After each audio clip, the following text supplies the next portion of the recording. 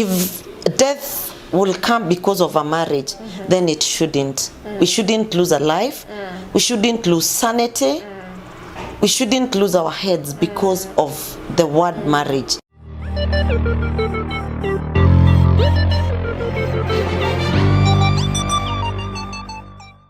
Hello, thank you for joining us today. It's another beautiful morning, or is it a midday? And thank you for joining me every time and for subscribing to my channel. Thank you for your support.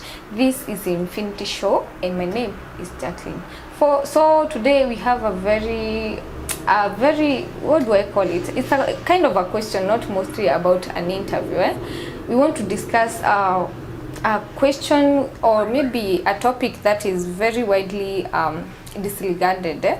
Want to the question is, do you think parents mostly mothers are forcing their children into abusive relationship and marriage? But before we continue, I want our guest to introduce herself so that we can continue with the discussion. Thank you. My name is Lisa Gota. I'm a counselor by profession. I have a counseling office in Embu Town, Emco House, a counseling center called Door of Hope.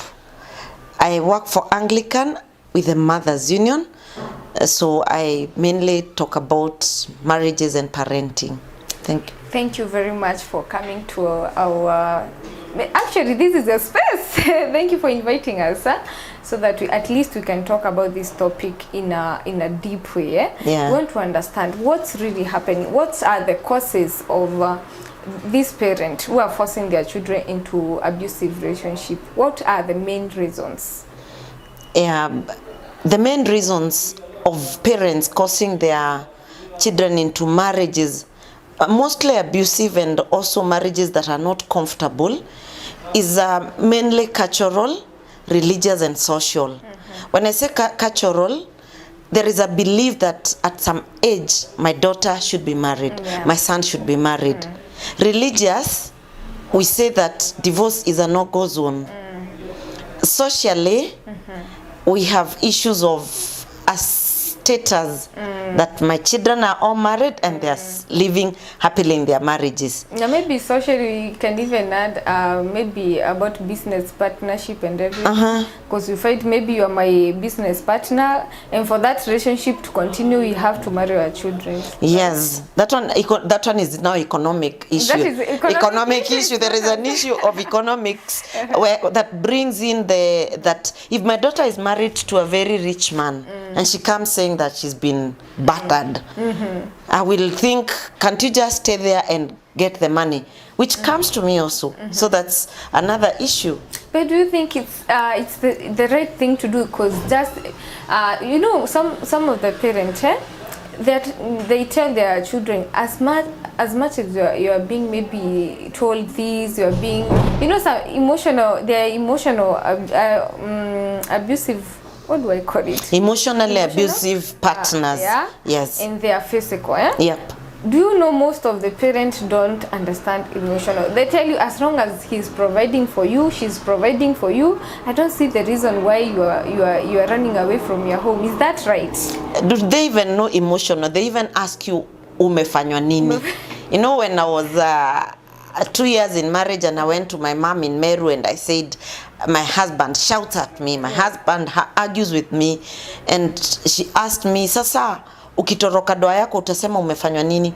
Simply because emotional abuse is not even known by most of us, and it is not a big deal. But it should be discussed as it should be discussed well, because emotional is more than physical abuse. I feel like emotional is more out there than physical abuse. Do you agree? You know, it even starts emotional first, then it gets to physical. And then let me tell you, Jackie, I have received so many depressed parents, young mothers here, and young fathers too. And one of the problems is they are so stressed, they are emotionally and psychologically maladjusted because of the problems they get in their marriages, the conflicts that come and they are not resolved. And they don't have a way out because they don't know what to tell their parents. You go home and say, he doesn't talk to me for a week. And your mother thinks, why should he even be talking?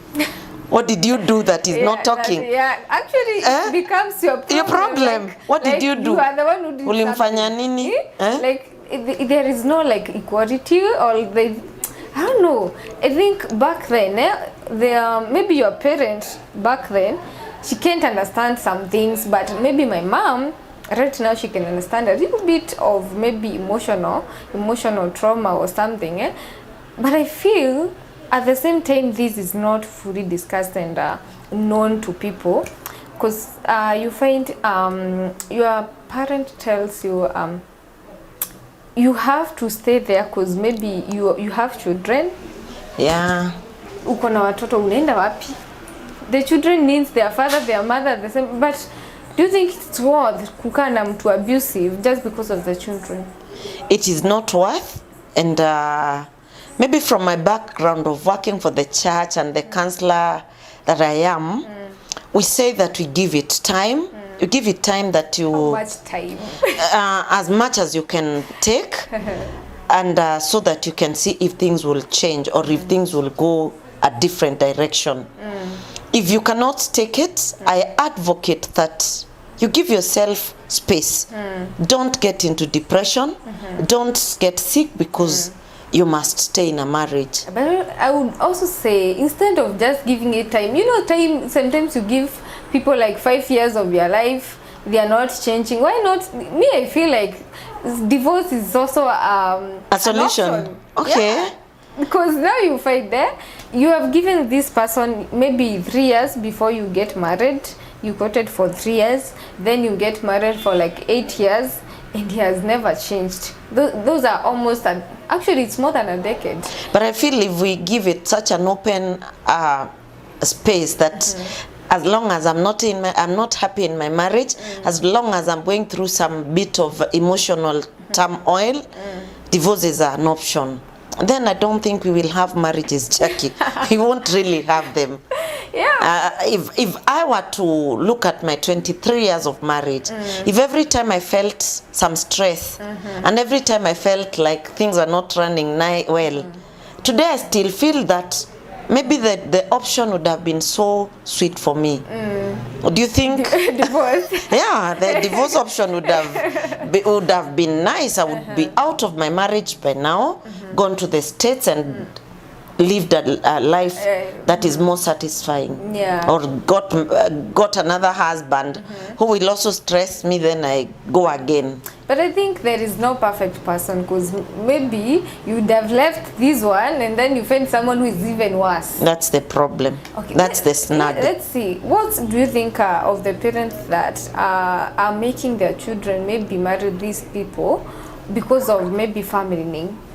What would you say about that? That one is a very unfortunate thing, really unfortunate, because I come from this, my social status is a high social status, and if my child leaves their marriage or gets a divorce, my name is now at wanaanza kusema naharibia familia jina. Yeah. That one is a very unfortunate thing, Jackie, by the way, because it is there. I had a client, that one was even depressed because you must stay in that marriage because your daddy is a professor, I am a doctor. What am I going to tell the doctors that came for this big wedding? Yeah. You know? Yeah. So the dad kept telling the daughter, you must stay in that marriage, mommy. Look, what will I tell my friends? But that is selfishness. That is very selfish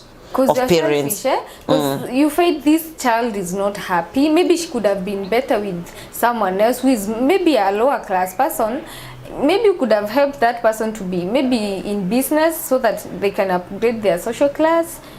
I think that is being selfish. I'm even looking at it like this. This is both the economic issue, the social status thing. I am a rich, I come from a family with a name. So whatever happens to my family, one, if my child is not doing well in their marriage, it looks like I am embarrassing my family. Number 2, I am forcing my child to be in a marriage because that person is rich. I'd rather take my child and make them rich, if that's all I wanted, than make them stay in this abusive marriage. And actually, let me tell you, for a fact, Jackie, when you think you're marrying a rich man for their money and the parents think so, the emotional abuse doesn't only come from the man you married, comes from the entire family. Do you think right now parents are open to giving their children that freedom to choose whoever they marry or whoever they stay with? Do you think right now that it has been accepted as well as much as we would want it to be? Not really, because the problem comes with the rich.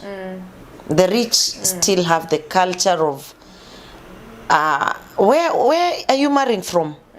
Have you known the family? What's the name of that family? Akianza kusikia nika familia kana jina, you start looking at the parents starts getting cold, like let me find out. It is not, we are not still there.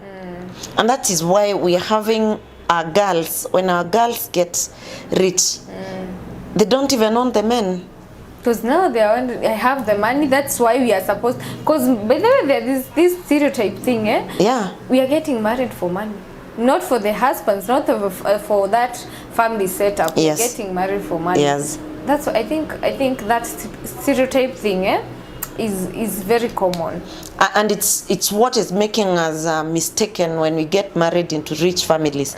They think we are gold diggers and all that. Have you listened to shows all over Kingangi na Maina Kageni and so forth? Tunakutafutia, I want to get you a man to marry you. When the girls are asked who they want for a marriage partner, a man who is financially stable. I was watching one last night and the guy was so irritated and he was saying, you yourself have nothing. Why do you want me to have something? But at the same time, we can't rule out the fact that financial wellness or financial, let's say you are financially able, we cannot rule out that fact that it's very important to have at least something when you are starting a family, because of course it is important. It's important to have someone who can put food on your table. Yeah. But the problem is we have left the manners we had. In my time, I don't know if I would have said I want a man with money. That one would have been an abomination. But in your time, Jackie, it is so easy to say nataka mse akona do. Oh my God. Actually, I've seen so many people on TikTok, YouTube. They're like, that's my husband, and that, like, she's half the age or maybe younger than that man. Yes. Yep. Just because of the money. Yeah. What about this stereotype of age? You find out some parents who believe by the time you are 25, you should be married off with maybe a kid or two. That is something that I don't know where it came from. It is never spoken too loudly. But the person who when you're there and you're getting to 25, 26, 27, mpaka hata mzazi anakuangalia, anakuuliza kwani auendangi? I want grandchildren. I am actually I know of a person, a mother, she's a friend, a family friend. She told me, Jackie, me, I want my daughter, because now she has already gone to school, she has finished, she has a job. Now what I'm waiting for, I'm waiting for her to get married. Me, I would be very happy. That's what she told me. I would be very happy if I saw her with maybe if she's pregnant. I'm like, is that all that we can do? Like the system, you see, kuna ile system ya you grow up, you go to school, you get job, you get married, you get babies. Is that all we can do? Like, can't we say, like, by the way, me, I feel like I accept, wale kuna watu wale wanasemanga myself, I don't want to get children, I want to enjoy myself alone. Me, I support them. What do you think? I don't. You don't? I don't support them. What has happened, Jackie, actually it was never a problem before. What has happened is the open, the opportunities to go back to school, the opportunities to to go up your career ladder, ndio imeleta hii shida yote. Cause your generation is not like my generation. My generation ilienda hivyo vizuri sana. I finished secondary, I went to campus, I graduated, I got posted within a year, and the next thing I was doing is I was getting married. You will not go my way because your generation is different. In my generation, there weren't opportunities to go to school. After the first degree unakimbilia a master's degree, unakimbilia a PhD.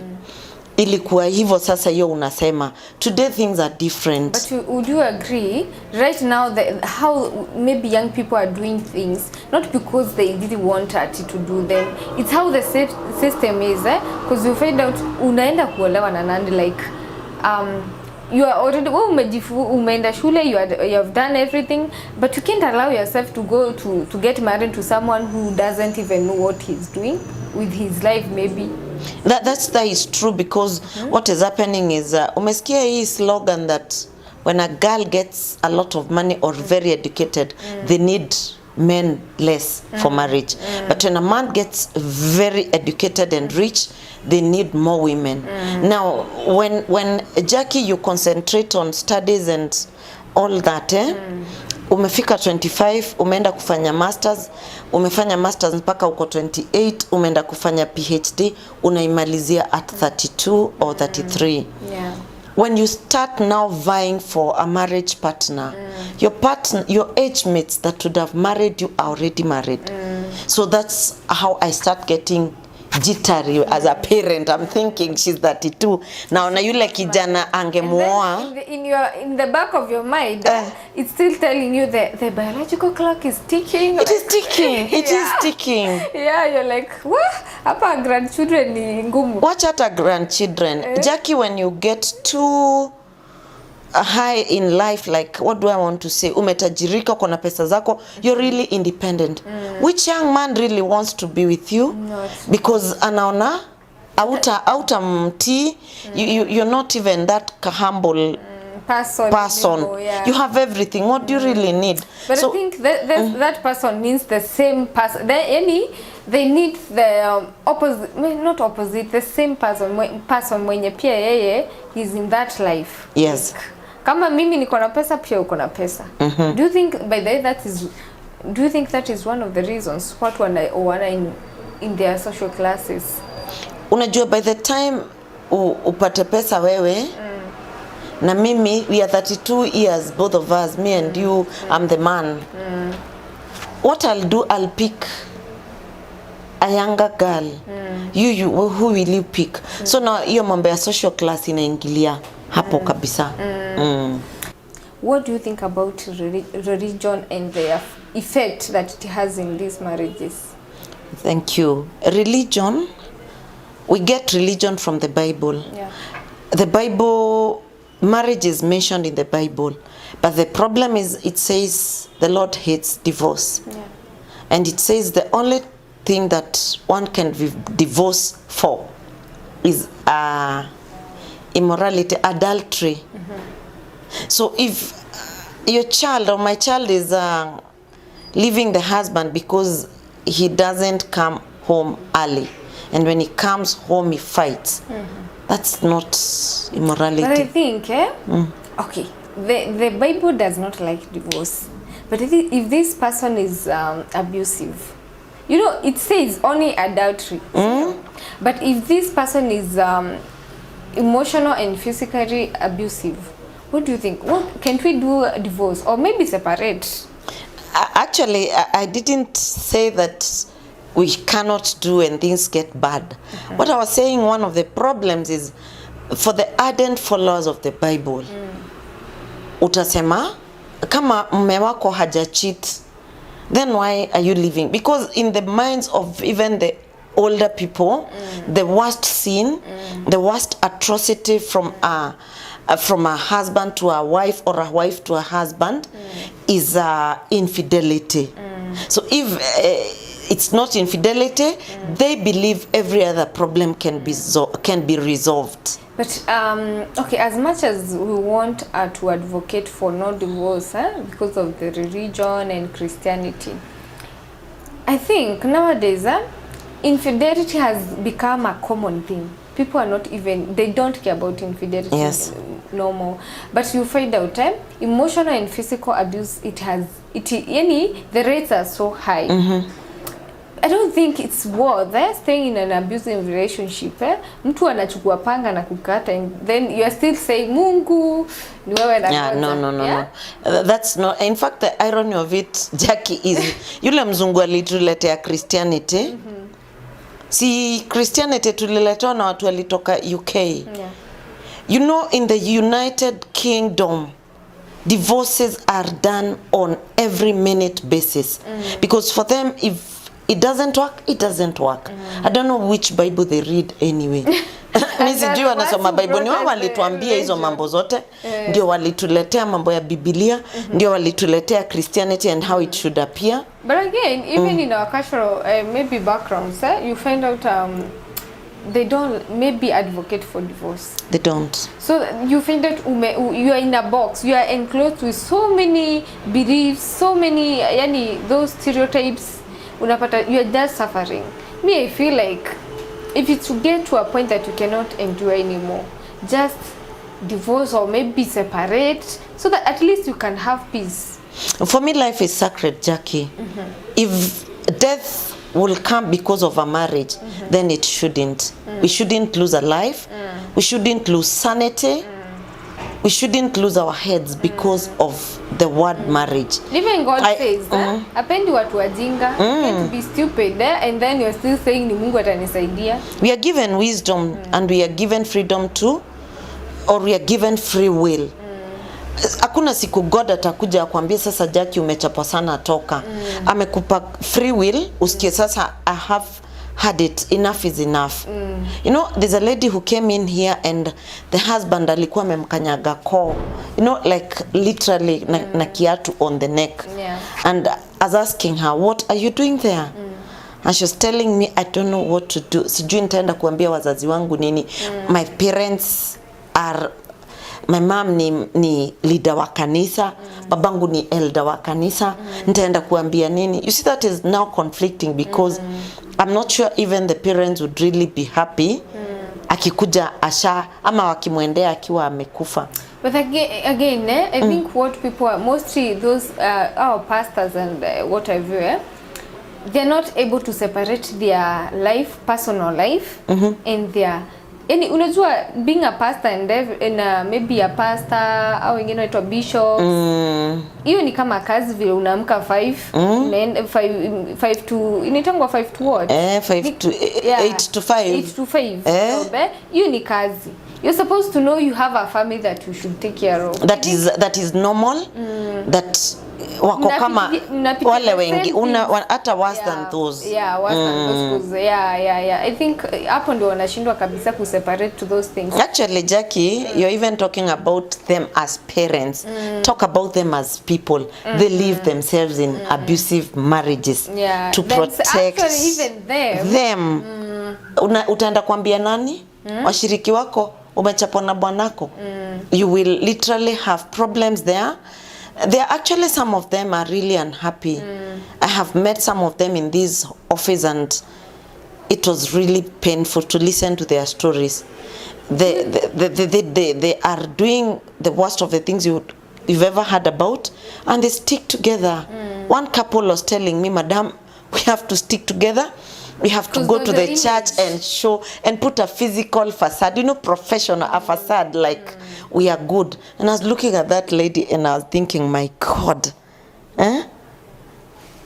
Ata usiende mbali, I work for Mothers Union. Our main issue is maintaining Christian marriages in the Word of God. Actually putting marriages together. Can you imagine, Jackie, nikienda kuambia watu nilichapwa na bwanangu siku naenda kwetu Meru? What do you think like, they'll... sasa, My God. Unakuja kutuambia nini basi? What are you unakujanga kutuambia tuweke marriage zetu kwa nini? You know, at times you can really, we might look at it like from our own perspective like it's an easy thing. It's not. And let me tell you, as much as you think divorce is an option, for some people that are tied by religion, it's a really hard, it's a difficult road. Yeah, I know. You are always on the crossroads. But I think every decision nowadays very, especially when it comes to your life, it's come to your maybe work and everything. Some of these decisions are very difficult, but we have to do it anyway. You have to make that decision anyway. Sometimes ati kupenda, maybe you love this person kabisa, you know. No, in life sometimes you have to choose between the you know, it's called the hard rock and what? The hard space or the hard rock, kitu kama hicho. Between the you are between the rock and the hard place. Yes. Yeah, because hata kama ni mimi, if really my marriage posed danger, one of the things is I would forfeit my name as the leader of the women, and I would forfeit my job. You know, I would have to lose my job because I am divorced or something. And then look at some of these women organizations or institutions, or what do I call them? Like the PCA has a Women's Guild. We have Mothers Union, Catholic as well. Can you believe it? If you are to get into those groups in the church, if you are divorced, you cannot get there. You can't. You have to be married. You have to be married, and you have to stay in your marriage regardless. For you to be a mother, or for you to be a soil, you have to be married and stay in marriage. Once you're out of your marriage, kitambaa inachukuliwa, unaambiwa usivae nguo, certificate inachukuliwa. And you have to be very careful of what you are doing, because your deeds, zile vitu unafanya, everyone is looking like. Hata ukilala umechapa usiku utoroke. They're looking at you, they're watching you. That morning the women will call me, chair lady wa kanisa fulani alitoroka usiku, tumtoe ama tusimtoe. As much as we are looking at it like like it's a simple thing, it is imewafinyilia sana. By the way, imetufinyilia, let me say imetufinyilia zote, hata mimi included. Kama mimi kesho nikiachwa na bwana akija aniache, nitafutwa. Bishop atanifuta kesho. Why? Hata niuliza kwa nini?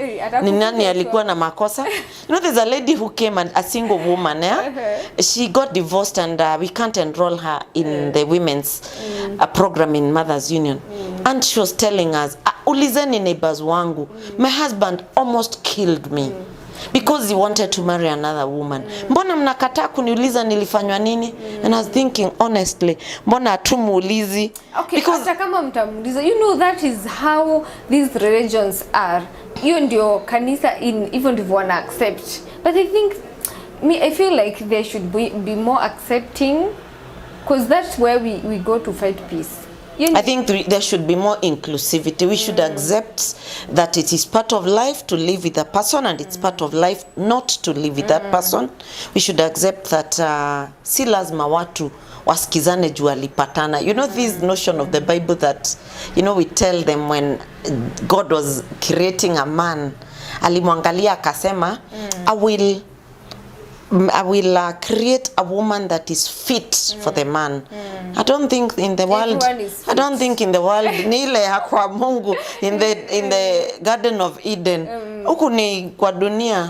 Kuna Mungu, you have to kiss some frogs before you get the right one. Pale Mungu alimuumbia Eve na kakuwa ndiye wake. Lakini in your journey in search for a partner, anything can go wrong. Na ujikute uliangukia even a drug dealer, umeangukia mtu mwenye hata akona mental problem. And they will always be on your case. Na si fault yako na si fault yao. Because like some of the divorces that I have advocated is, if you're married to a mentally ill person and it's not working, and you know the mentally ill person ndiye atakuchapa bila wewe kujua unachapiwa nini. So let me ask you, what's about this parent who they want their children to marry, of course they don't want that burden. hawataki kazi ya maybe mom, I don't have this, dad, I don't have this.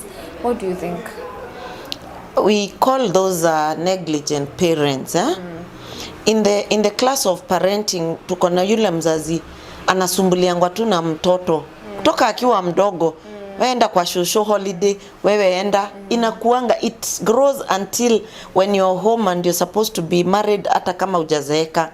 They just want to get rid of you and see that you're out of that house.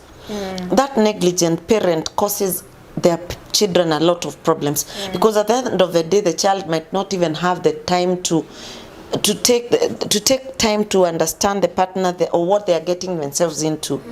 That kind of parent disadvantages their child because they'll jump to any marriage just to be away from home, because it gets really hot with such parents. They keep reminding you every morning, haya kwani aupati yule kijana niliona akikuja huku, kwani amuongei. Actually they do that.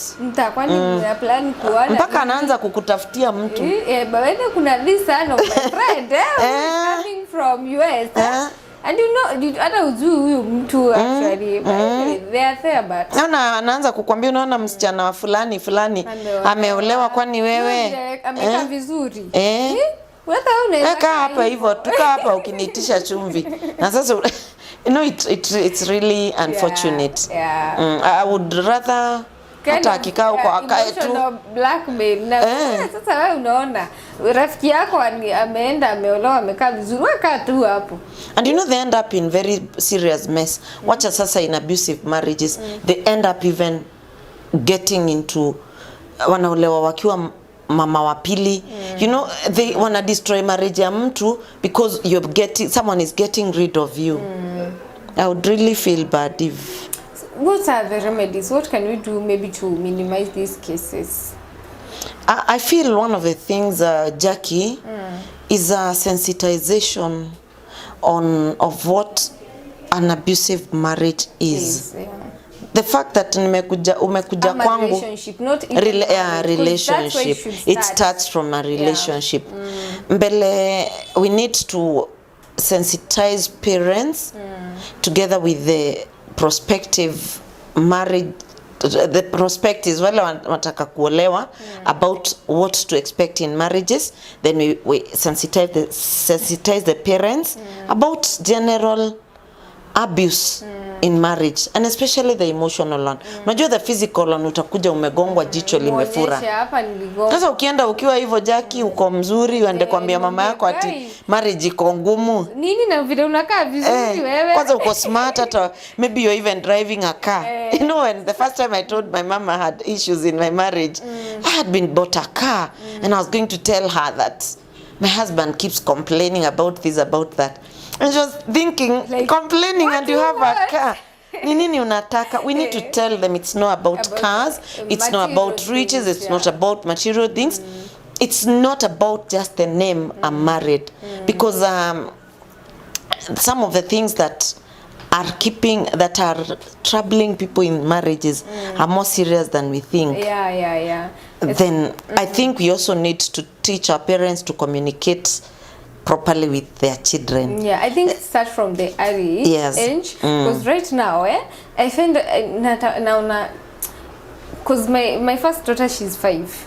Naona she's catching up to some things, anakuja swali, we are like, okay, you ulijulia wapi? So I find a way of communicating without feeling kumwonyesha nimekasirika or something, and without withholding some of the things that she needs to know. Vile tu ata understand this should be like this should be like this.